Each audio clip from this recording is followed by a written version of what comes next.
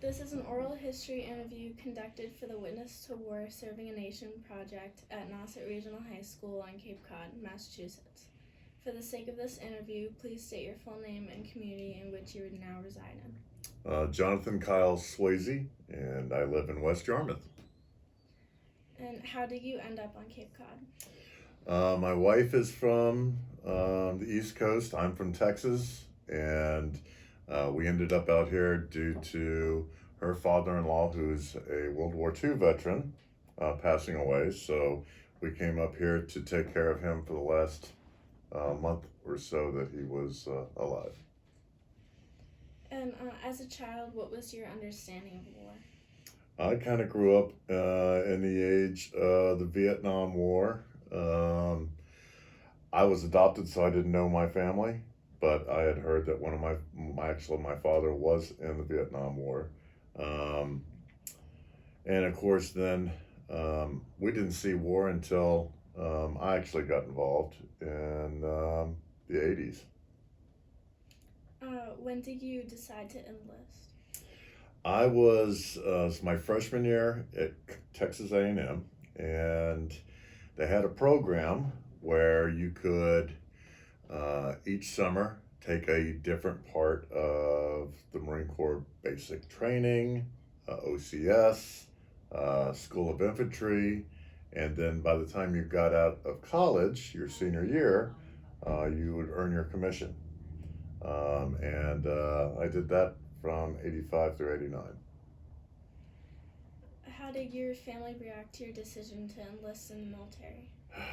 That was really rough for my family, even though my uncle is a lieutenant commander in the Navy, and my grandfather was a colonel in the Army, and they more wanted me to stay at home and take care of horses and cattle, and I was I wanted to go be a Marine because I kind of saw a really cool movie. It was the Clint Eastwood movie, and it was all about the invasion of Grenada.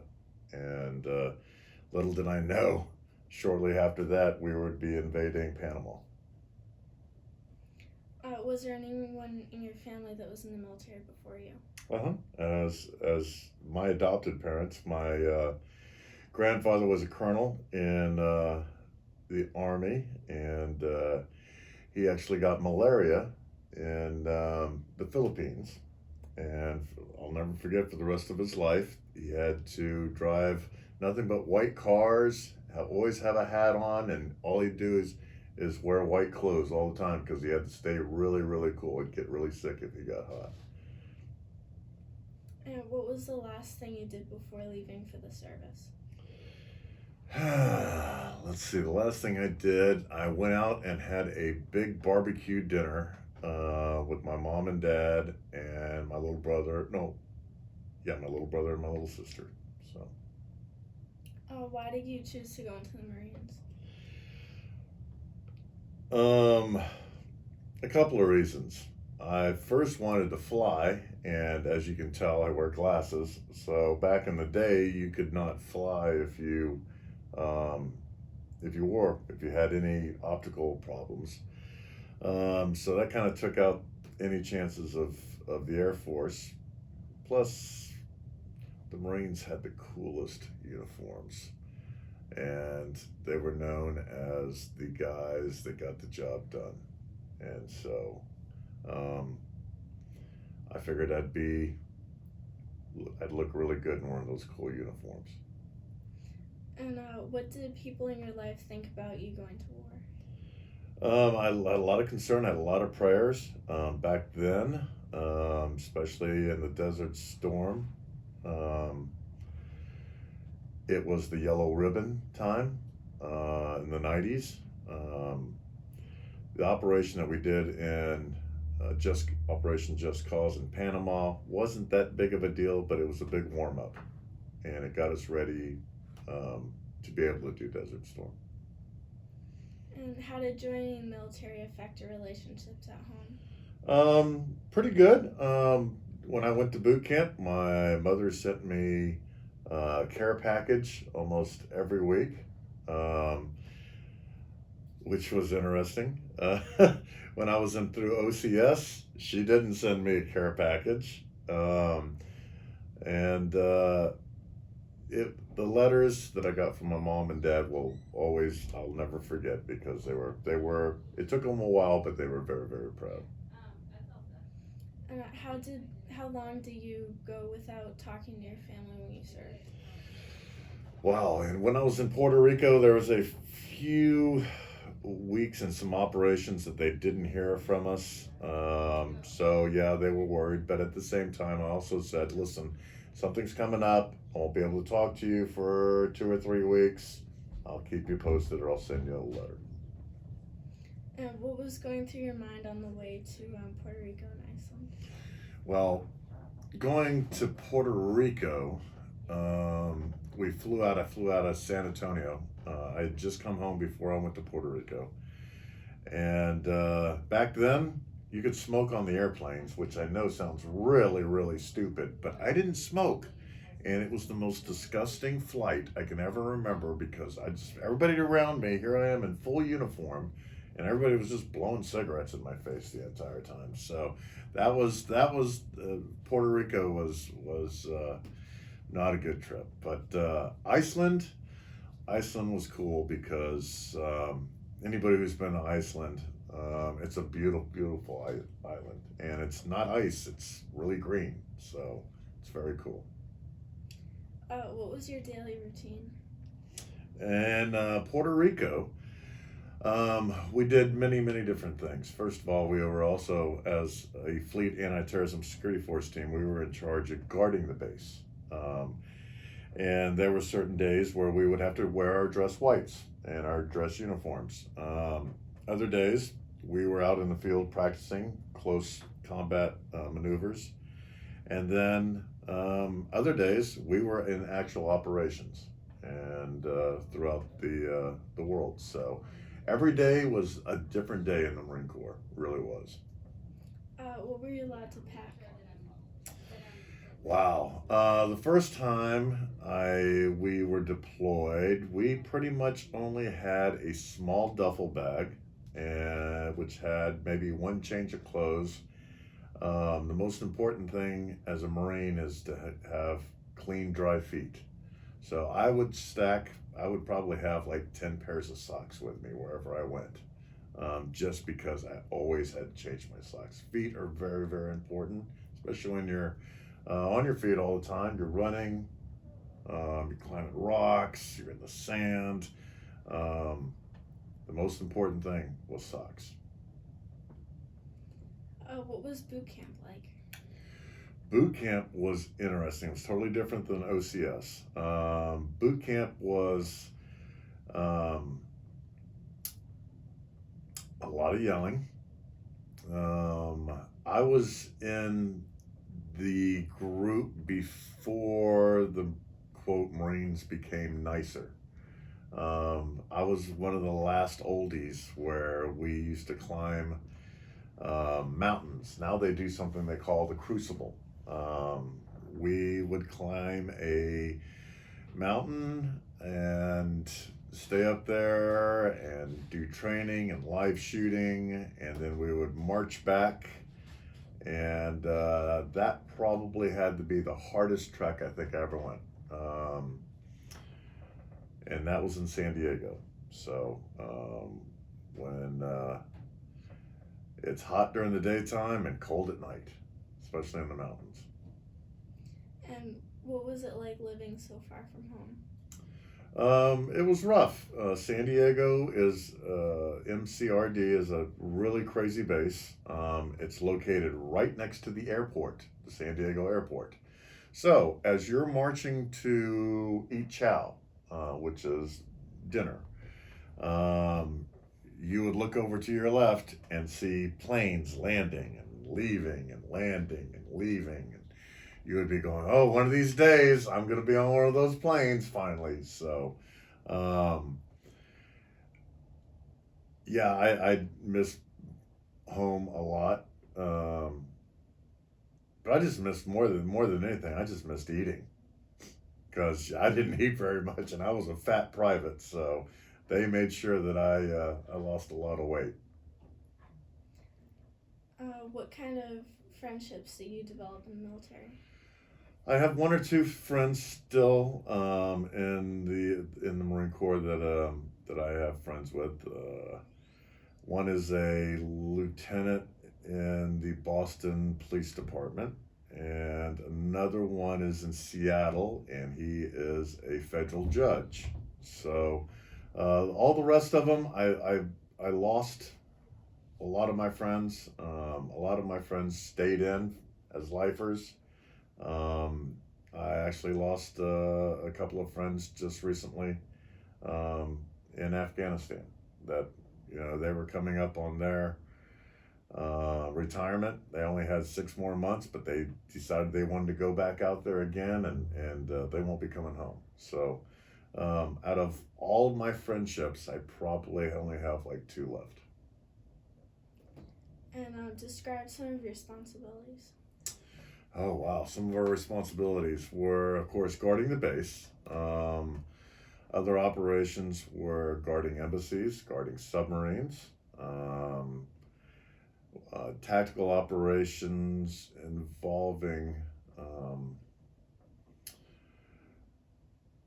securing embassies, and of course, the coolest one was in Operation Just Cause, where we got to play a bunch of music aimed at a church, the Catholic Church there, and trying to get Noriega to come out. And that lasted for a long time. But to be able to play Willie Nelson, which I've heard that Noriega absolutely hated, Van Halen, we played that Panama song like over and over and over, and had flashlights, strobe lights going. It must have drove that guy crazy in there. So he finally came out. But that was one of the coolest things we did. What did you do in your free time? I didn't have much free time. When I did have free time, it was pretty much I took care of a couple of horses for one of the commanders on the base. And what else did we do? I don't even remember any of the free time back then. Describe a typical day in the military. Wow, you're up early. You get your bunk all set up, all squared away. You get yourself cleaned. You check your uniform, make sure it's good to go. You go eat chow. You have morning orders. You have training. You have PFT workouts, classroom study, qualifications, and lots of cleaning weapons. You're always cleaning your weapon. And describe an everyday meal in the service. Every day. Ooh. Well, I had 2 different parts. I was very lucky as a non-commissioned officer. We had some great chow places. SOS is a world famous military meal, and it's chipped beef and gravy on toast. So it sounds as gross as it really is too. But when you made it to the officers' quarter, you actually got some really good gravy and biscuits with that. So toast and SOS, biscuits and gravy. I'll take the biscuits and gravy any day. What were the conditions like when you served? Well, I had 2 different parts. We had, of course, Panama, which was a jungle. So you had snakes and bugs and every kind of nasty critter you could imagine. And then, of course, you had the desert, which you had sand fleas and scorpions and once again, snakes. So totally 2 different atmospheres. But also being stationed at all the different places. Puerto Rico, of course, is jungles. Iceland was just beautiful, but it was It's cold, very, very windy. Um, Bangor, Maine was another location where we had to stop. There was a submarine base up there for many, many years. And then, of course, we would do a lot of training in Desert Palms down in California, too. So every type of atmosphere, every type of um, area that we could possibly be trained in, we were trained in. Oh, what's the first thing you think of when you hear the word Gulf War or Desert Shield? Wow. The original Gulf War was a bunch of young kids who didn't know what we were going into, and we thought it was just going to be, we were all scared to death. When we landed in Kuwait, those guys started running.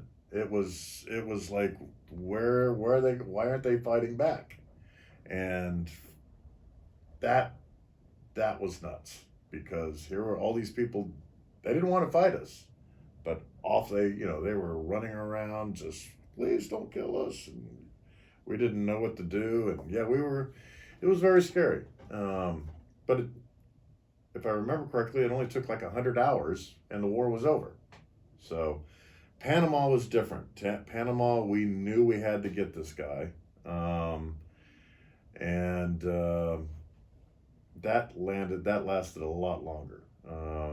December 20th, if I remember correctly, was the first night of the operation, and we didn't get out of there until the end of February. What was the hardest decision you had to make? The hardest decision I ever had to make was to decide on whether or not to stay in another 3 or 4 or 5 years. By my third knee surgery, I had to decide whether or not I wanted to keep trying, take a desk job, or retire. And I did not, as a Marine, feel like I could sit in front of a desk and be a Marine. So to leave when I left was the hardest decision I had to make. What did you miss the most when you were serving? I miss the respect. I miss walking down the street in a dress blue uniform and somebody looking at a little boy or a little girl looking up at you and saluting you. I miss the gunpowder. I'll be very honest. The smell of gunpowder in the morning is an unbelievable smell. Rise and shine. And I miss being in shape too, because you had to be in shape to be in the position I was. So that's what I miss more than anything. And what was your favorite military experience?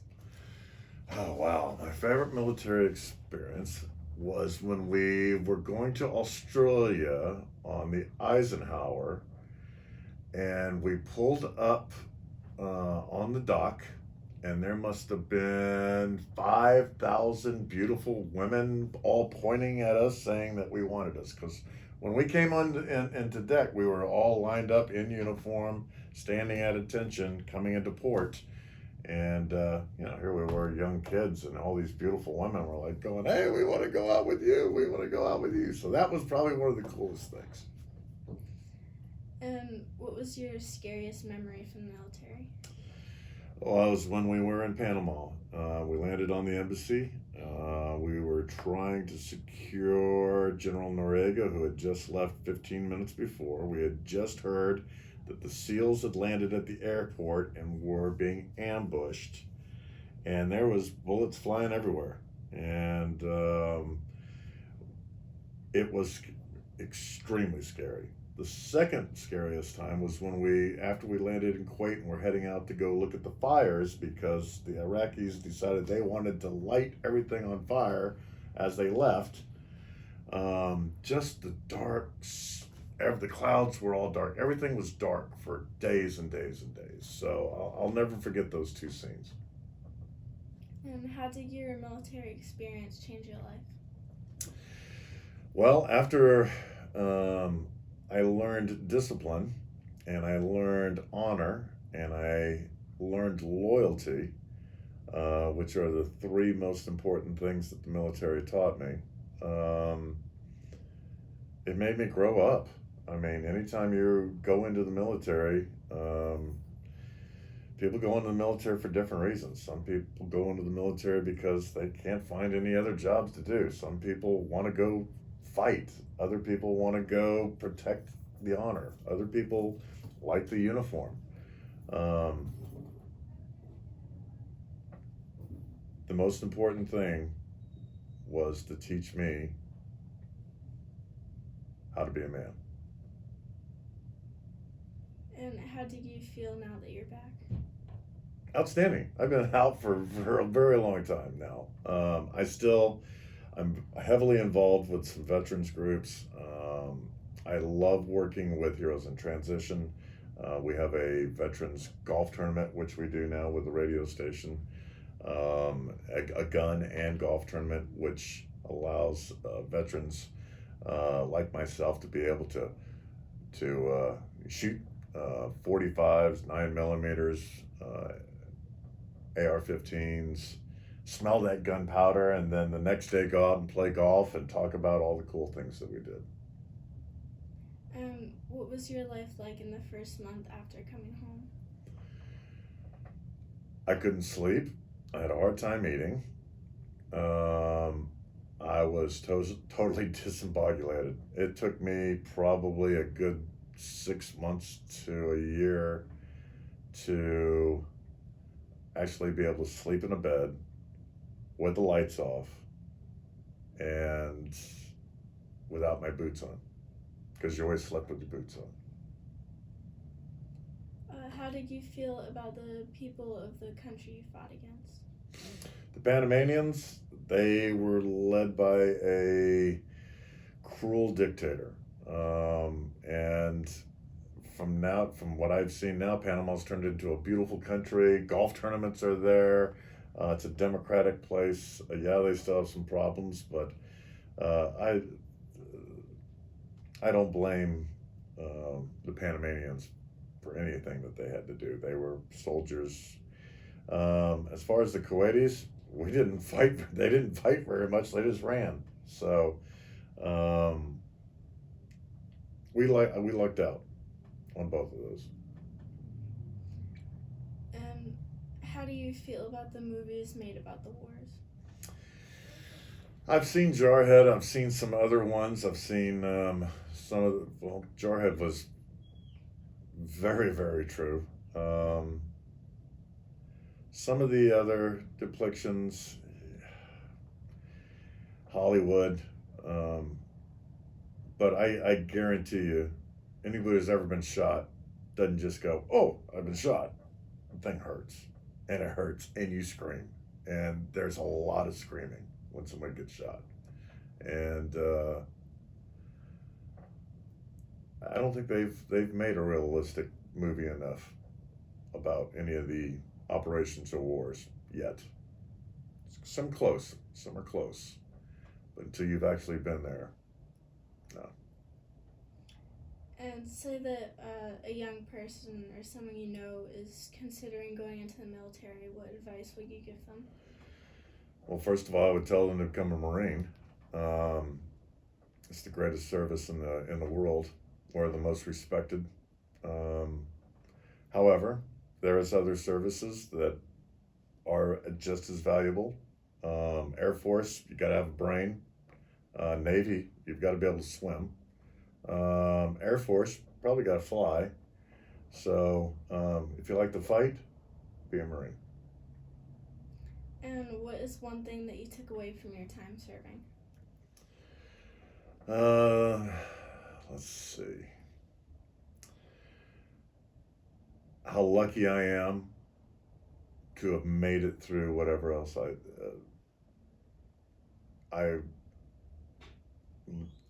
anything that my friends didn't make. Because some friends didn't come home. So to be able to come home, see my mom and dad and to see my little brother and little sister grow up to be such great people. That's what I was most lucky about. And how often do you think back to your wartime? It's kind of pressed back. Sometimes it gets brought up when people like you have to interview people. But I do love doing it. I don't think about it. I don't talk about it very much. I don't bring up stories um, unless I'm around some other veterans that do that.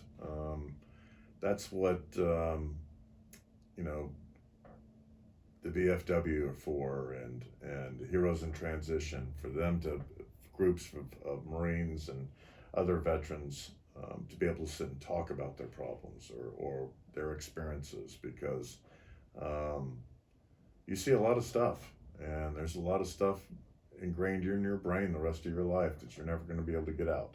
And um, yeah. And if you were to go back in time to when you were serving, would you have done anything differently? Yeah, I probably would have joined the army and been like a golf pro in Switzerland. No, I'm kidding. Which was an MOS, by the way. When I got in, I was like, "Are you kidding me? I could go work at a golf course in Switzerland for the army." Oh yeah, yeah, yeah. That's not military for me. So I I probably wouldn't have gotten in as many fights as I did, because I sure did love to fight. Okay, thank you. You're welcome. Thank you.